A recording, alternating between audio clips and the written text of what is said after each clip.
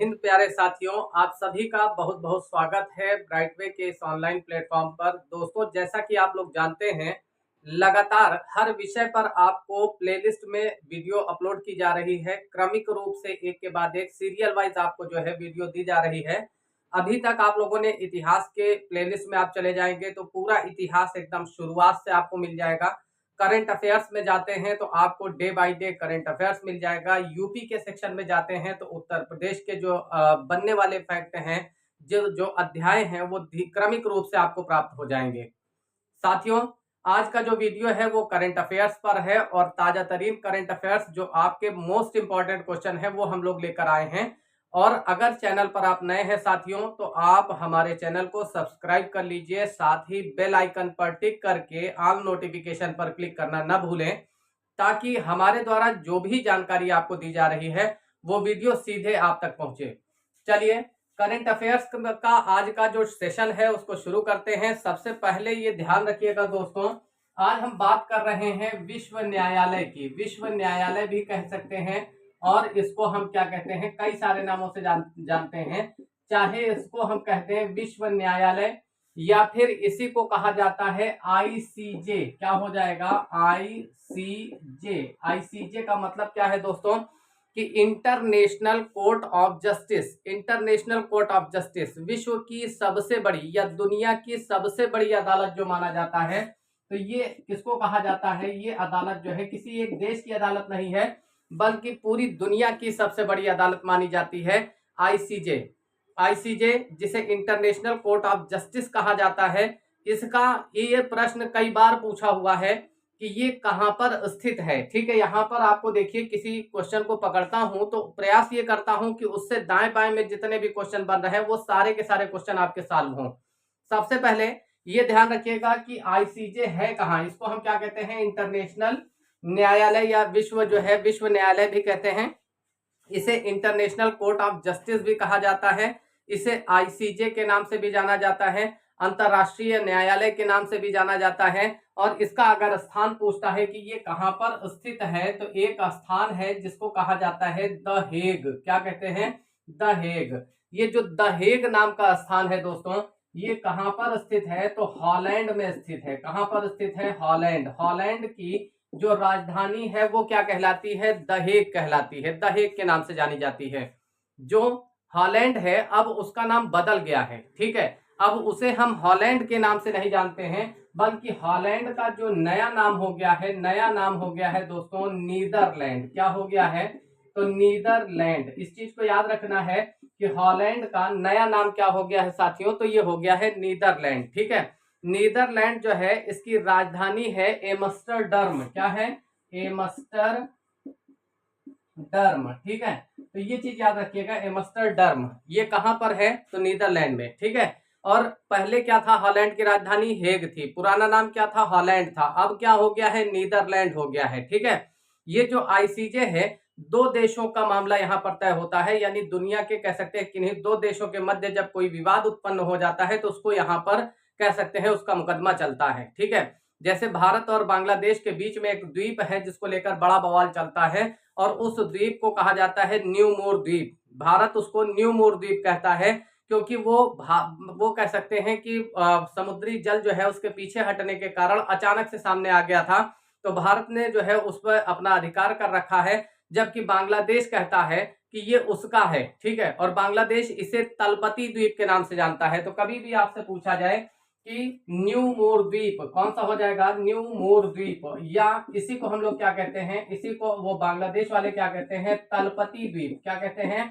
तलपति द्वीप। तो तलपति द्वीप या न्यू मोर द्वीप का जो विवाद है वो किन दो देशों के बीच में है? तो भारत और बांग्लादेश के बीच में है। हालांकि भारत का जो कॉन्स्टिट्यूशन है उसने स्पष्ट रूप से कह रखा है, हमारा जो संविधान है उसका जो पहला अनुसूची है, पहली अनुसूची में ये लिखा गया है कि 12 नॉटिकल मील का जो क्षेत्र है वो भारत कहलाएगा, और उसके अंदर जो कुछ भी आता है वो भारत कहलाएगा। देखा जाए तो ये भारतीय क्षेत्र है जिस पर बांग्लादेश अपनी जो है वो दर्ज कराता है कि इस पर हमारा अधिकार होना चाहिए। ठीक है, तो ये चीज वैसे ये भारत का ही क्षेत्र है, लेकिन बांग्लादेश जबरदस्ती नौटंकी काटता है इसको लेकर। ठीक है, अब देखिए तो न्यू मोर द्वीप का विवाद या तलपति द्वीप का विवाद जो है दोस्तों वो किन दो देशों के बीच में है? तो भारत और बांग्लादेश का। इसी प्रकार से एक मुकदमा और है जो एक भारतीय मछुआरे हैं और गलती से भारत की सीमा को, अब चूंकि समुद्री क्षेत्र में बाउंड्री तो होती नहीं है और आप मान लीजिए नाव लेकर निकले हैं मछली पकड़ने के लिए, आपको नहीं अंदाजा मिलता है समुद्र में कि आप 12 नॉटिकल मील के अंदर हैं या 12 नॉटिकल मील के बाहर हैं।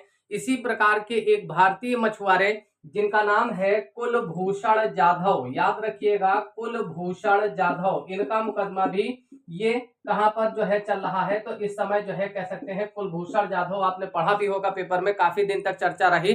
तो ये जो है भारतीय मछुआरे हैं जो गलती से सरहद को पार कर गए और इनको अनुमान नहीं लगा कि हम इस समय पाकिस्तान के क्षेत्र वाले जो है समुद्री क्षेत्र के आसपास खड़े हैं।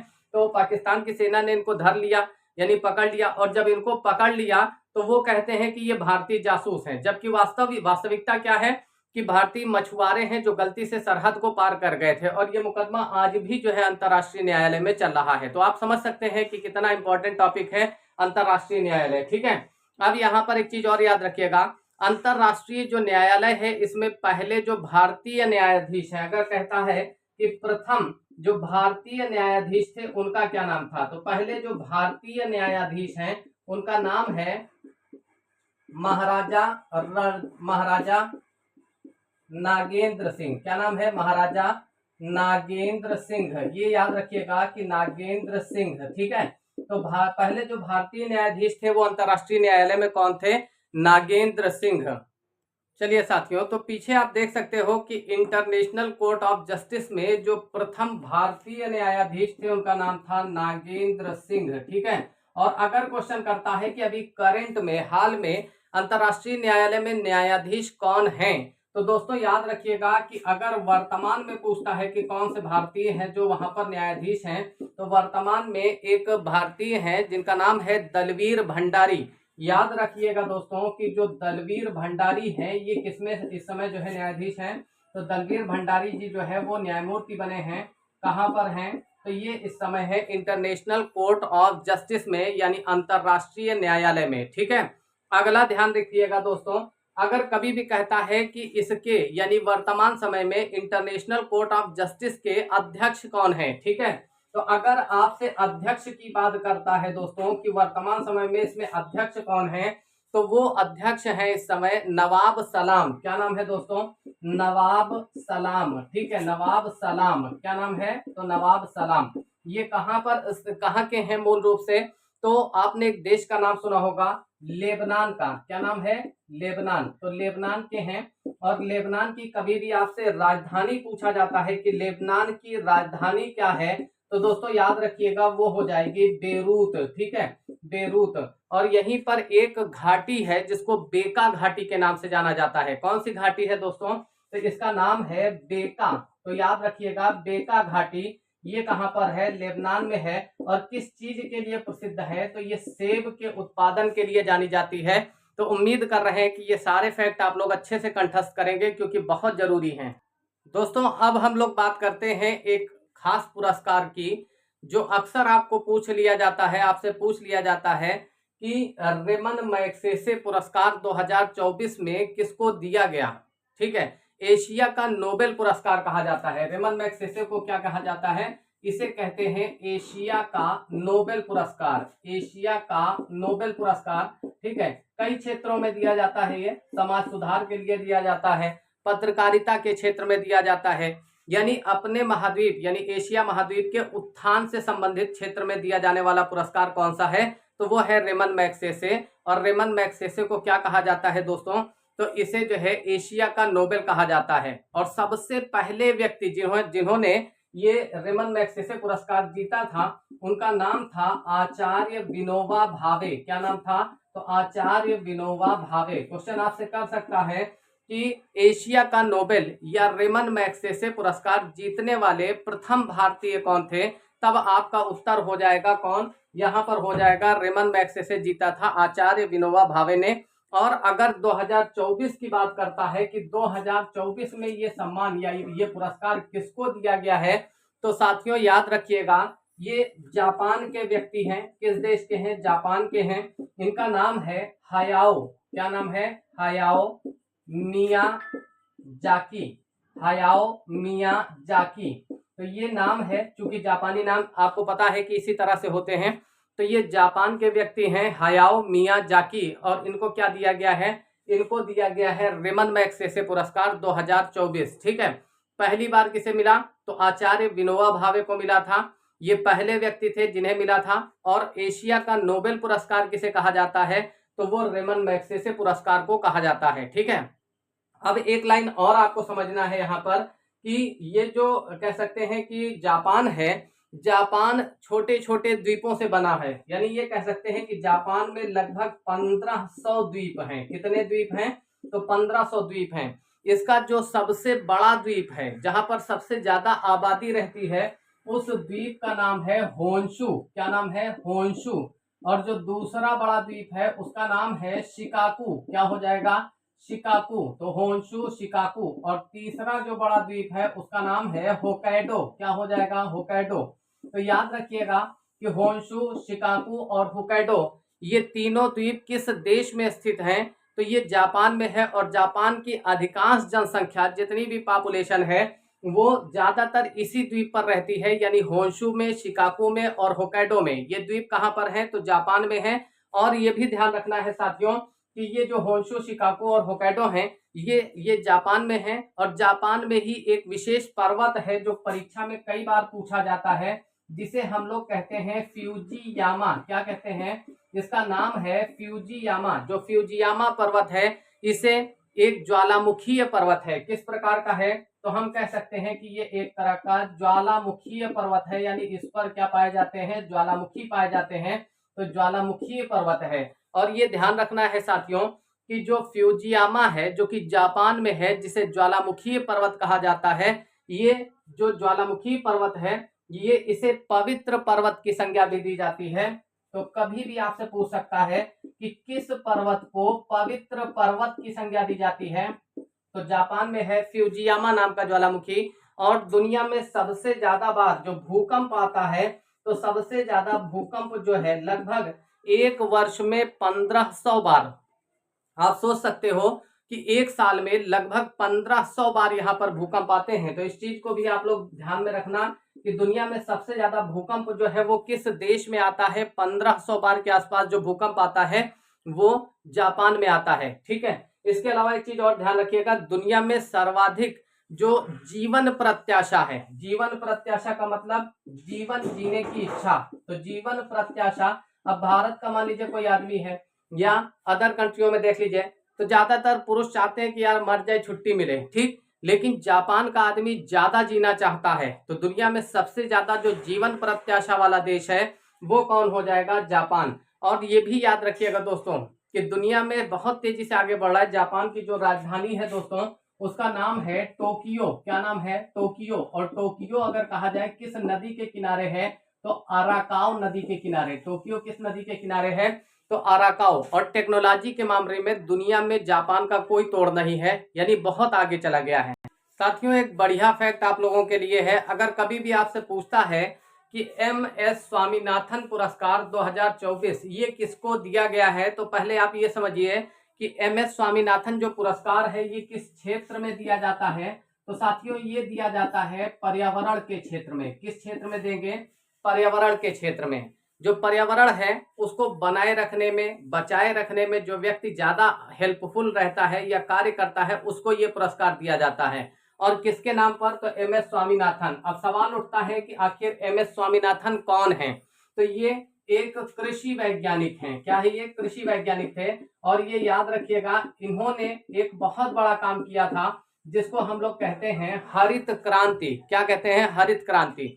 भारत में हरित क्रांति का जो जनक कहा जाता है, ये ध्यान रखना है साथियों कि भारत में हरित क्रांति का जो जनक है वो किसको माना जाता है, तो हरित क्रांति का जनक माना जाता है किसको, MS स्वामीनाथन को। ठीक है, या अगर कह देता है कि विश्व में हरित क्रांति का जनक कौन है। अब सवाल को उसने चेंज कर दिया और भारत के स्थान पर उसने क्या डाल दिया, विश्व में हरित क्रांति का जनक। तो याद रखिएगा साथियों, विश्व में हरित क्रांति का जो जनक माना जाता है वो माना जाता है नॉर्मन ई बोरलाग।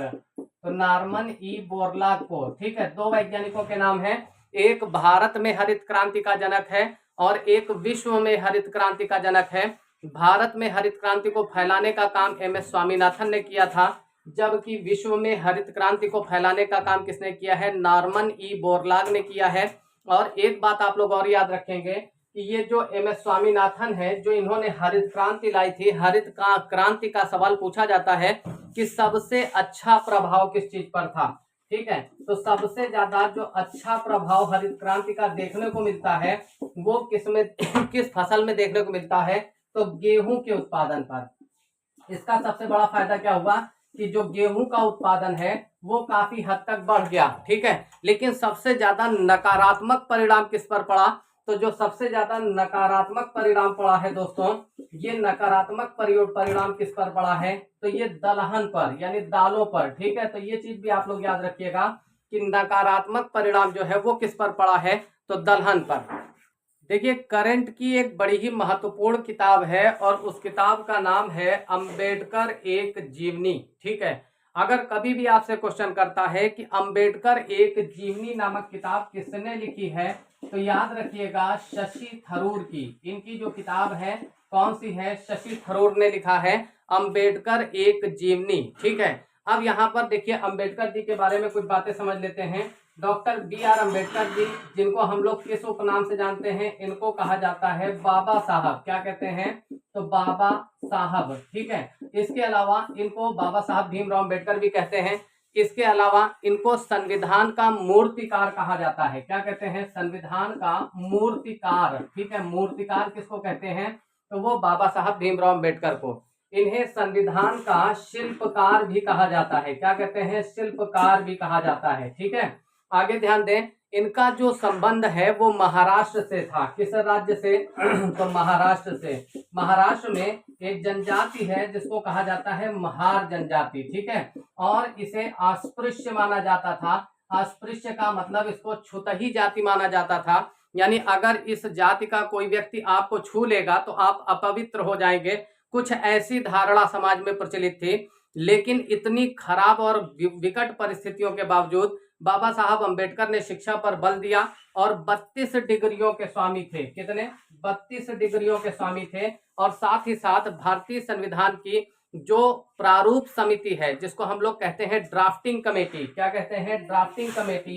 तो ड्राफ्टिंग कमेटी के अध्यक्ष बने और पूरे के पूरे जो संविधान है उसको ड्राफ्ट करने का काम बाबा साहब भीमराव अम्बेडकर ने किया। इन्होंने समाज के हर वर्ग, हर तबके के लोगों को जोड़कर चलने का प्रयास किया। तो ये चीज याद रखिएगा अम्बेडकर जी के बारे में कि संविधान की जो ड्राफ्टिंग कमेटी है उसके अध्यक्ष कौन थे? तो डॉक्टर बी.आर. अम्बेडकर। 32 डिग्रियों के स्वामी कौन थे? तो डॉक्टर बी.आर. अम्बेडकर। संविधान के शिल्पकार थे कौन थे? तो बाबा साहब भीमराव अम्बेडकर। और अगर कहता है कि जो संविधान के मूर्तिकार हैं वो किन्हें कहा जाता है? तो बाबा साहब भीमराव अम्बेडकर। साथियों, अभी हाल ही में एक डाटा आया जिसको हम कहते हैं राष्ट्रीय जनसंख्या रिपोर्ट। क्या कहते हैं? राष्ट्रीय जनसंख्या रिपोर्ट। याद रखिएगा ये 2024 का डाटा है और बहुत ज्यादा इंपॉर्टेंट है, ठीक है, बहुत ज्यादा महत्वपूर्ण है। डबल स्टार बना के लिखिएगा। तो राष्ट्रीय जनसंख्या रिपोर्ट 2024 ने कहा कि जो भारत है, भारत में 2024 बढ़ा दे रहे हैं, आप लोग सोचोगे कि पिछले साल या उसके पहले का है, ठीक है। 2024 का ये डाटा है। इसने कहा कि भारत में जो जीवन प्रत्याशा है वो महिलाओं में अधिक है। किसमें अधिक है? महिलाएं ज्यादा जिंदा रहना चाहती है, ज्यादा जीना चाहती है, जबकि पुरुष क्या चाहता है कि मर जाए, छुट्टी मिले, ठीक। तो ये चीज याद रखिएगा। अब यहाँ पर जो महिलाओं की जीवन प्रत्याशा है साथियों वो है 71 वर्ष। पुरुषों की कितनी है? पुरुष है 71 वर्ष। पुरुष अधिकतम कितना जीना चाहते हैं? तो 71 वर्ष। जबकि महिलाओं की कितनी है? तो 74 वर्ष, ठीक है। और एक बात और यहाँ पर आपको बता दें कि भारत में, पूरे भारत में देखा जाए तो विकलांगों की जो संख्या है वो पुरुषों में अधिक है, यानी विकलांगता के मामले में पुरुष क्या है? पुरुष आगे हैं, ठीक है। सबसे ज्यादा विकलांग जो है पुरुष हैं, ठीक है। महिलाएं जो है वो कम है, ठीक है। और विकलांगता में भी किस तरह की विकलांगता ज्यादा है? तो सबसे ज्यादा जो विकलांगता भारत में पाई जाती है वो दृष्टि विकलांगता, ठीक है। दृष्टि विकलांगता जो है वो सर्वाधिक है भारत में। इसके अलावा ध्यान रखिएगा कि भारत में केवल तमिलनाडु राज्य ऐसा है जहां पर महिला विकलांगता पुरुषों से अधिक है। कौन से राज्य में? खाली तमिलनाडु में है। बाकी पूरे भारत में अगर देखा जाए तो पुरुष ज्यादा विकलांग हैं और महिलाएं कम हैं। तो ये ध्यान रखिएगा, तमिलनाडु में क्या है कि महिला विकलांगता क्या है, वो अधिक है, बाकी के राज्यों में क्या है, कम है। तो आशा कर रहे हैं दोस्तों कि करंट की ये क्लास आपको समझ में आई होगी, आपने इसको पसंद किया होगा, अच्छे से आपने पढ़ा होगा। अगर आप कोई तैयारी करना चाह रहे हैं विशेष रूप से पीसीएस की परीक्षा के लिए या समीक्षा अधिकारी के लिए, तो ये प्लेलिस्ट तो आप देख ही सकते हैं। साथ ही हमारा जो ऑनलाइन कोर्स है सीधा कन्वर्सेशन रहेगा, आप जो भी क्वेश्चन करेंगे उनका सीधे आपको जवाब दिया जाएगा। तो आप हमारी जो क्लास है उसको ज्वाइन कर सकते हैं और वो पेड क्लास चल रही है। हमारा जो कॉन्टेक्ट नंबर है वो 72 75 12 90 52 है। आप इस पर जो है मैसेज कर सकते हैं या कॉल करके संपर्क कर सकते हैं। अगर आप इच्छुक हैं आगे चलकर एक बड़ी तैयारी के लिए, एक बड़े टॉपिक के लिए, तो आपका बहुत बहुत स्वागत है। आप आज ही संपर्क कर सकते हैं। अगली वीडियो में फिर मिलते हैं। अगर वीडियो को लाइक नहीं किया है दोस्तों तो लाइक कर दीजिए, शेयर नहीं किया है तो हर जगह पर इसको शेयर कर दीजिए, क्योंकि ये वीडियो बड़ी मेहनत से आप लोगों के लिए बनाई जाती है। तो जय हिंद साथियों।